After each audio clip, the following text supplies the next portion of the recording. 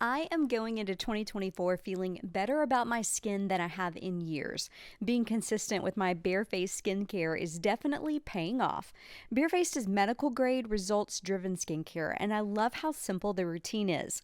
If you're curious and you want to commit this year to a brighter, more even texture, glowing skin, I highly recommend starting with the Bare Necessities Kit. That's what I did. The toning pads are a game changer, and Liquid Gold is by far the best vitamin C serum I've ever tried, and I've tried a lot. We love that the Bareface team is a big fan of the podcast. They're offering Got It From a Mama listeners 15% off for your first purchase when you use the code MAMA15 at checkout. Just visit bareface.com to learn more and be sure to use that code MAMA15. Well, happy 2024, everyone. It is year 2 of the podcast, and I am so excited about some of the upcoming guests in the new year. But before we rush ahead, I am including some portions of my favorite conversations with some of your favorite guests in 2023. I'm going to start the episode and end it with a small portion of the episode that was most special to me, and that is my conversation with my son, country music artist Connor Smith. Connor counts Thomas Rhett as one of his most impactful mentors, and in this clip, he shared some of the most important advice that Thomas gave him while the two were out on tour together. The one thing I learned the most over the last year, and I owe a lot of the credit to Thomas for teaching me this, as a mentor, is that you're never content. You're never going to be at peace with where you're at in your career, and you're never going to be content, and you're never going to think I made it. You're never going to not look around at other artists and wish you were doing better. You're never going to sell an amount of tickets the night before to think, oh man, I'll be happy with my career for the rest of my life. It's all at every stage, at every level, you're going to want more. You're going to want a better song. You're going to want the next hit. You're going to want the next sold out tour. And so I think I just came to learn that if I can't be content here, then I won't be content there. And what I mean is just like, if I can't, here I am now where I've had a steady progression of growth, and I've had songs that have worked. I have people that, know these songs, but it also hasn't been unsustainable. It hasn't been crazy. It hasn't been, at times it's been slower than I wanted it to be. And at times there were, moments last year where I looked and like, I don't know I don't know if I have a song good enough to sustain this, or what next year is going to look like, or coming off this Thomas Rhett tour, if I'm going to, have anything to follow it. And of course I'm stepping into this year now and it's perfect and it's exactly what it should be. Which is just what happens when you trust the Lord. But, I just came to the point where I was like, if I can't be content here, then when I'm selling out arenas one day, I'll be just as uncontent or discontent, whatever the word is. So I think coming to learn that, and then like coming to really focus on what it means to the Bible verse to seek first the kingdom, and all these things will be added to you. I think learning that of, all right, I'm going to just focus on who I am as a man and be the best version of myself as a leader and as a friend, and as a person. And then I think outside of that, I can be the best songwriter and the best artist, and the best performer. And so, I don't know, it's an ever-growing thing, an ever-evolving thing. But I think that's the way I've grown the most in this last year, just kind of that confidence in who I want to be.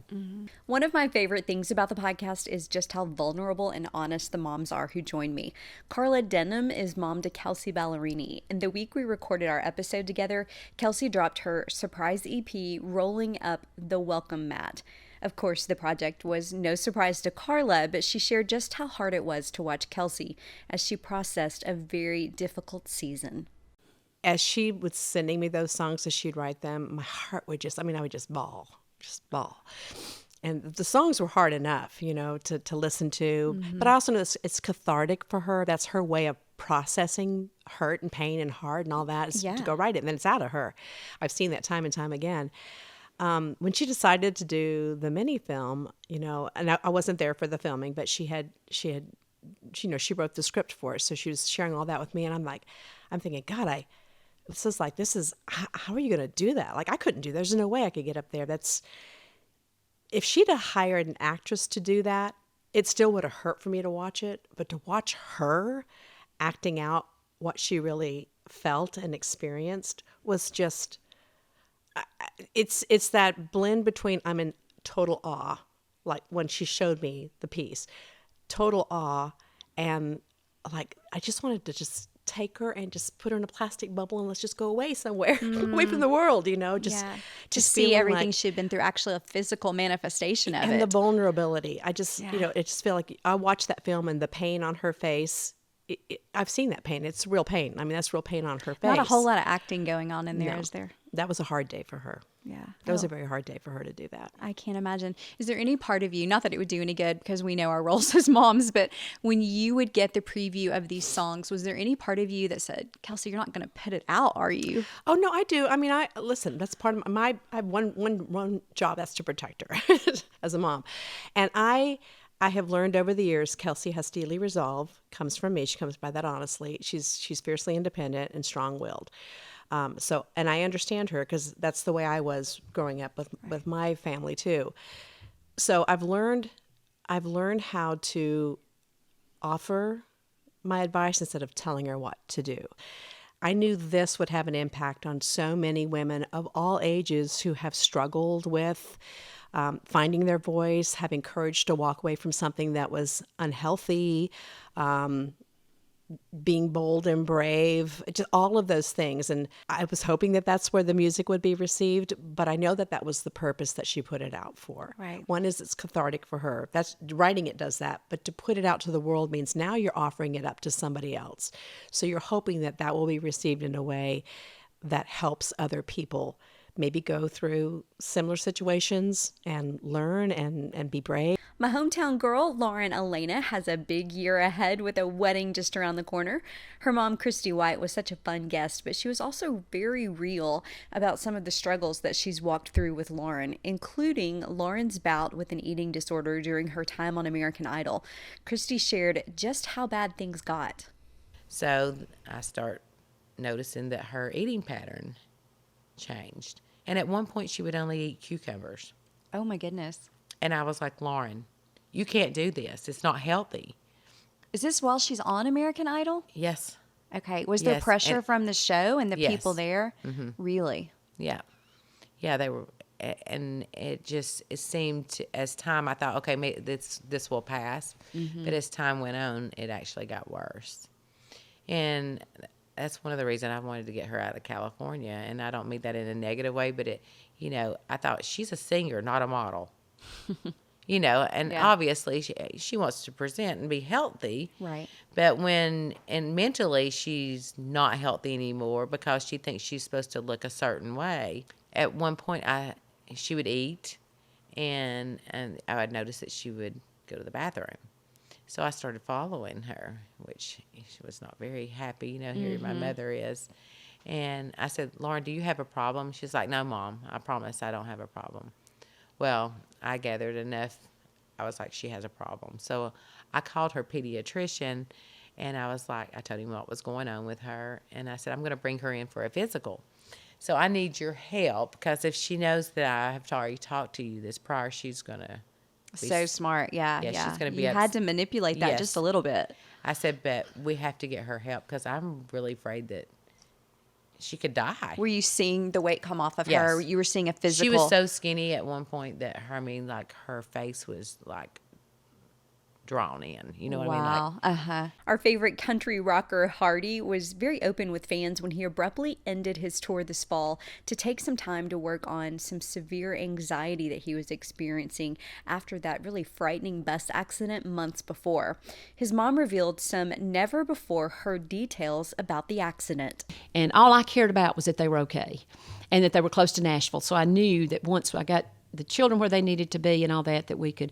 But anyway, before I was able to go or do anything, Morgan actually brought Michael home from the hospital. Morgan Wallen? Yes. Okay. Early. Were they traveling together? Well, they had been on a tour. They played a show in Bristol together. Oh, okay. And Morgan was actually FaceTiming with Michael, Morgan from his bus, Michael on his bus. They were joking around and FaceTiming. And when the accident happened, and Morgan knew something had happened, Yeah. but he wasn't sure what, so he tried to call back, couldn't get anyone Were to they, answer. like live on FaceTime? Yeah. And when the bus crash happened? Yes, but it just went black. The phone just kind of flew across the room and went black. Okay. So Morgan didn't really know. He really thought for a minute they were just playing a joke on him. Okay. You know, they just goof around. Yeah. But anyway, he approached his bus driver, Morgan did, and then that bus driver tried to contact Michael's bus driver. And anyway, you know, through the course of a lot of different things, people began to figure out, oh, something has happened. Yeah. And there were a couple of pretty serious injuries. there were some very, very serious injuries. Yeah. We are so glad Hardy is feeling healthy and that he took that much needed time away. So if you guys follow our Instagram or watch these episodes on YouTube, you have met Tucker, our golden retriever who greets the podcast guests whenever they come over. Unfortunately, my little wild man loves to run through the woods on our property, and naturally he gets a little dirty, which means he doesn't smell great. Fortunately, I can sprinkle Coat Defense's daily preventative powder on Tucker. It's like a dry shampoo that almost acts like a repellent for dirt. Since we started using this, Tucker stays so much cleaner. He hardly ever scratches anymore, and we don't have to bathe him as often, which is good news for us and even better news for Tucker. We do love this product, and you can try it on your dog or your cat, even your horse, by visiting coatdefense.com. Be sure to use the code MAMMA15 for 15% off. One of the things we all have in common as moms is feeling the pain when our kids experience disappointment. Linda Davis, mom to Lady A's Hillary Scott, shared about a time when God closed one door to open an even bigger one down the road. She had this showcase and she did great. She had some of her own songs and a lot of people came. And I thought it was a real good turnout and she did good. And he didn't sign her. Mm-hmm. Oh gosh, I remember that, sitting on her bed and she was just distraught. It just hurt, and I was disappointed too because I thought, well, she really did a good job, but I guess there may be another female over there that's too close to like what she's doing. And well, this goes right back to what you just said. This is what you didn't want her to. That's exactly right. To go through and experience. And right there it was, and so. It was, but we told her, it's like, okay, this is not the end. Because God has the right place for you. Mm-hmm. He's got the right situation waiting for you. You just don't know it yet. We're not there yet. We will just get through this and see what He's got planned because it's going to be better. Absolutely. It's going to be better. So she, dried her tears, and then I went in the other room, and then I cried some, and I didn't let her see. You just don't want your kid disappointed. Oh, what fun we had at our first live CMA event. Luke Bryan's mom, LeClaire, and wife Caroline joined us along with 800 or so friends at our first live event during CMA Fest. I asked the question we all want to know, is there a reality show in the Bryan family's future? Would you guys ever consider doing a reality TV show? We'd watch, wouldn't we? Somewhere down the line, we probably would. You would? Yeah, because we get along so good and we just love being together. Yeah. Well, why not do something fun? Oh, I almost feel like y'all are keeping a secret from us. Is this already in the works? Nothing is in Nothing. Don't get real excited. Nothing's in the works. Nothing's in the works. How would you feel about that, Caroline? You've done such a great job of balance with your boys and all of the fame and everything that's gone on. I mean, your boys you've raised are just incredible kids and seem so unaffected by all the stuff. Oh, I don't know. We're just so super, like when Luke's not on the road or doing his stuff, we're super private. Yeah. And everybody tells us, man, y'all suck at Instagram because we don't constantly do those selfies or like, hey, look at, that's kind of like family time. So I don't know. I mean, it would be something that if we ever did something like that, it would be a big step that we're not totally comfortable with. It would definitely be a cooking show. Oh, yeah, because I suck at cooking, and she likes to tell me that every day. She can't cook. Yes.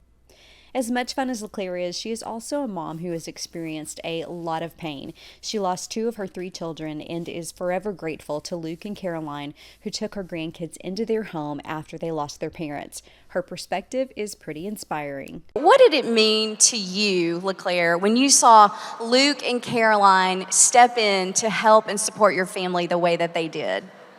Oh, it's just amazing. I mean, what do you do? Right. And they literally just, here we are. Let's keep it all together. Yeah. And it's just been, thank you. Played a big role in keeping that family together. I mean, everybody was so heartbroken. Right. And thank the good Lord that Luke and Caroline literally just opened their home and their hearts and took them in. Yeah, they did. They did a great job. They did a great job. You've got an amazing family. And that doesn't just happen. That comes from the mama, for sure. Well, I always love to ask this question. It's the name of the podcast, but what would you say that Luke got from his mama? Well, it wasn't singing. Probably just the way I am. I'm like Luke. When I was young, I was like Luke, wide open. You just get up in the morning, get out of the bed, and go, go, go. And at some time you crash, and then you get up and keep going. You gotta go. You got to enjoy life. Yeah. I mean, fish, hunt, go play bowling, go play basketball. Just go. I'm not gonna sit in the house and color one of them old folks' books. I'm not. So before I interviewed Riley Green's mom, I took a poll with my listeners, and the one thing that you guys all wanted to know was pretty clear. Just how does his mama Karen feel about her baby boy being Gildan Underwear's newest model? And I got an overwhelming response of one question in particular that people want to know. They want to know your reaction to Riley now as an underwear model. Well, I thought the video that they did was really cute, and it captured his personality very well. Some of the still shots were maybe a little creepy, I don't know, but I thought they did a nice job with it, and if he's happy with it, I'm happy with it. So. Did you get a warning on those, or did you see the ads when everybody else did? No, I did. I saw the one everybody else did, yes, but I knew he was going to do it, and it's all fun, it's all in fun. Yeah, well, and anytime you have a company that says we want you to represent our company, yes, I mean, there's some pride in that, right? Yes, no matter what it is, yeah. Mm-hmm. Yeah, I agree with that, and I mentioned that to him. You've got a good reputation, and that sort of thing. Yes, yeah. But I guess when we all think about what our little boys are going to be when they grow up, you would have never guessed underwear model. I don't know, maybe. He originally wanted to be the quarterback for the Dallas Cowboys. That was his first. And every time when he was small, he had on a Dallas jersey. Troy Aikman, that was his thing. He was a big Dallas Cowboys fan. Well, and then he did get to be a quarterback in college, so not everybody can say that. That's right. Well, it's always fun learning something new about our favorite artist. Chris Young's mom, Becky, spilled all the tea on Chris's early days. He was a breakdancer? He used to breakdance on 2nd Avenue. Oh, my goodness. And he made as much in tips breakdancing as he did one year during CMA Fest singing. Well, there's a fun fact. Wow. He was about 16 that year. Okay. He'd come home, he'd play during the day. I'd book him to play in those little bars up and down Broadway. Yep. And he'd play for tips, and then he'd come home, change his clothes, and go back and breakdance at night. And people didn't even realize it was the same guy. Wow. So he was playing in bars on Broadway when he was like 16, 17 years old? Yes. Speaking of things we didn't know about an artist, how about this fun fact? Mitchell Tenpenny's mom, Debbie, revealed that when Mitchell and Ernest were students together at Lipscomb University, they were almost a country music duo. Move over, Brooks and Dunn. Did I read or hear that he and Ernest had a duo at some point? Well, the Warren brothers wanted to do that with both of them. Oh. As a duo. And I don't know if it was just, I really don't know why they ended up not doing it, because to us he's Keith. He went to Lipscomb too. And he's Rafe's age. Okay, so he was in Rafe's grade. Ernest is the age of your younger son, correct? Rafe. Okay, but when they were in talks with the Warren brothers, that was a possibility. Was putting Ernest and Mitchell together, yes, as a duo. But it's Keith and Mitchell, because again, everybody knows he just recently went to Ernest. Yeah, y'all still call him Keith. Different. He's Keith to me. He always will be.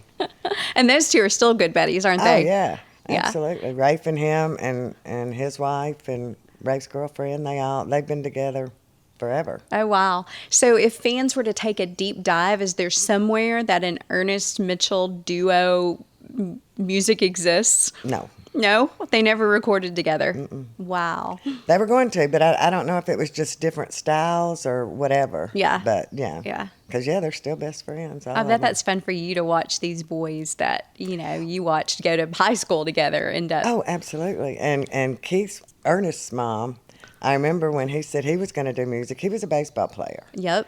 And he had a scholarship, I think, at Harding. Yes, over in West Tennessee. Yeah. Yeah, And Friedman however you that's say it. that, yeah. And she said, you have 2 years to prove you can do the music thing, and then you're going back to college. And he did it. Priscilla Block's mom, Lori, is so spunky and so fun. It's true the apple does not fall far from the tree. I loved hearing about Priscilla's perseverance to make it in this super tough music business. I'm going to tell you, she would play on corners. She would dumpster dive and get furniture out, refinish it, put it on the internet, and try to sell it. This is when she moved to Nashville? Yes. Wow. Priscilla has never asked her or my father, her or her father for a dime. Wow. We've Super independent. Yeah, she's like, this is my dream, and I will figure out how to make it happen. And she did. What are some of the odd jobs she had while she was trying to make the dream come true? Oh my goodness, she's cleaned Airbnbs. She's found furniture, always finding furniture on the side of the roads, anything, and going home and painting it and then putting it on Facebook Marketplace. She worked at a smoothie bar.